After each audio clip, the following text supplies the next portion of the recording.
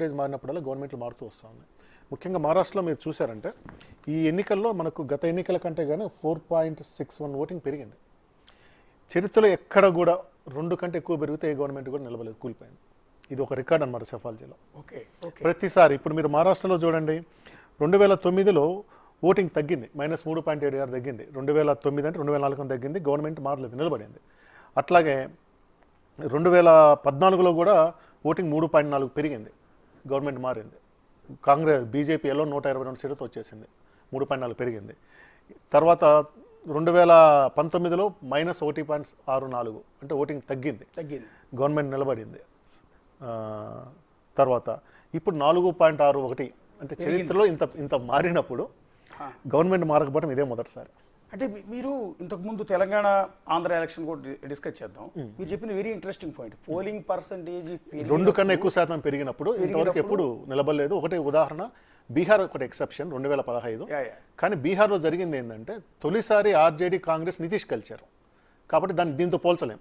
అంతవరకు ఉన్న బీజేపీని వదులుకొని బీజేపీ మీద ఉన్న వ్యతిరేకతను కాదనుకొని ఆర్జేడీ కాంగ్రెస్ నితీష్ గెలిచారు కాబట్టి దాన్ని ఈ లెక్కలో నేను పెట్టలేను.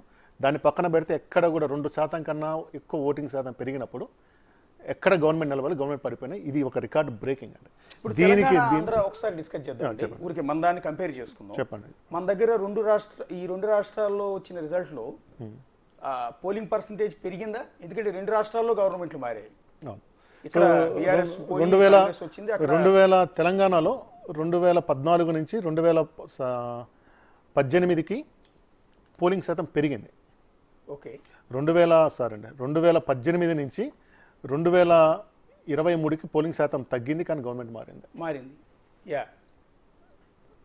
పోలింగ్ శాతము 2% కన్నా పెరిగినప్పుడు మాత్రమే గవర్నమెంట్ మారింది. తగ్గినప్పుడు గవర్నమెంట్లు ఎక్కువ మారల. 12 సార్లు తగ్గితే, నేను తీసుకున్న ఒక 25 ఎన్నికల్లో 12 సార్లు తగ్గితే 8 సార్లు గవర్నమెంట్లు తగ్గినప్పుడు అండి. పోలింగ్ శాతం గత ఎన్నికల కన్నా తగ్గినప్పుడు మొత్తం నేను 12 ఎన్నికలు తీసుకుంటే గత 2004-05 నుంచి తీసుకుంటే 8 సార్లు గవర్నమెంట్లు మారలేదు, కేవలం 4 సార్లు మాత్రమే మారాయి. కాబట్టి ఒక యూనివర్సల్గా పెరిగితే పడిపోతుంది, తగ్గితే నిలబడుతుంది చెప్పడానికి లేదు, పర్సంటేజ్ చూడాలి. కానీ యూనివర్సల్గా చెప్పగలిగేది ఏంటంటే ఇప్పటివరకు ఎక్సెప్ట్ ఈ మహారాష్ట్ర ఎన్నికల్లో తప్పితే ఎక్కడైనా 2% కన్నా ఎక్కువ ఓటింగ్ పెరిగిన ప్రతి చోట గవర్నమెంట్ పడిపోయింది. తగ్గినప్పుడు మెజారిటీ అంటే 70% సమయంలో గవర్నమెంట్ నిలబడింది. ఉదాహరణకు ఛత్తీస్గఢ్ 2 సార్లు కూడా తగ్గింది, 2 సార్లు గవర్నమెంట్ నిలబడింది. మీకు ఇక్కడ మన తెలంగాణలో ఓటింగ్ శాతం తగ్గినా కానీ గవర్నమెంట్ పడిపోయింది. దీనికి కూడా ఒక ఎక్సెప్షన్ కేసు ఏంటంటే బీజేపీ గెయిన్ కావటం, టీడీపీ ఓటర్లు ఎన్నికలు దూరంగా ఉండటం అనేది ఒక కారణంగా చూడాలి. మరి అదే ఆంధ్రప్రదేశ్కి వచ్చినప్పుడు ఇక్కడ 1.47 ఓటింగ్ పెరిగింది, 1.47 పెరిగింది. కానీ సీట్లలో 164-11 అంటే మొత్తం జనరలైజ్ చేయము. కానీ ఈ డిబేట్లో నేను చెప్పగలిగింది ఏంటంటే 2% కన్నా ఎక్కువ ఓటింగ్ పెరిగినప్పుడు గత 15-20 ఎన్నికల్లో ఎక్కడ కూడా గవర్నమెంట్ నిలబడలేదు. ఇది నిలబడితే మహారాష్ట్ర ఎక్సెప్షనల్ రికార్డ్. ఇది సెఫాలజీకి గట్టి పాయింట్. ఒక్కసారి అప్డేట్ చూద్దాం. ఇప్పటి వరకు ఉన్న అప్డేట్, మహారాష్ట్ర 197 స్థానాలతో ఎన్డీఏ కూటమి లీడింగ్లో ఉంది. ఇండియా కూటమి 76 స్థానాలకు మాత్రమే పరిమితమైంది. ఇందాకటి వరకు 96 స్థానాల వరకు ఉన్న ఇండియా కూటమి కాస్త ఇంకా డౌన్ అవుతూనే ఉంది. దాదాపు 76 స్థానాలకి పడిపోయింది. ఇండిపెండెంట్లు ఇతర పార్టీలు పెరుగుతూ ఉన్నాయి. దాదాపు 11 స్థానాల్లో వాళ్ళు లీడ్లో ఉన్నారు. ఇండియా కూటమి 76 స్థానాలకు పరిమితమైంది. చాలా వరకు సీట్లు పడిపోయినాయి.